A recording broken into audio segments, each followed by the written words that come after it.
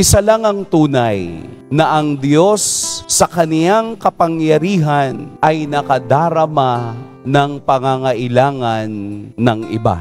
Hindi tayo mabibigo sa paglapit sa Diyos kung mayroong pagpapakumbaba at mayroong tunay na intensyon. Ang habag na sinasabi ni Kristo, ang habag na sinasabi ng Diyos, ay ang habag na nagmumula sa puso niyang ibinibigay sa ating lahat. Tayo rin na sumusunod sa Kanya ay kailangang magpakita ng habag, maipadama sa iba kung papaanong nadarama natin ang Kaniyang kabutihan, ito rin ang ibinibigay natin sa iba. Sapagkat sa taong walang pagpapakumbaba, kailanman hindi madarama ang kaniyang kagalingan. Kaya po ang ating Poong Jesus Nazareno sa araw na ito ay nagsasalita sa atin na tayong lahat ay kailangan ng Diyos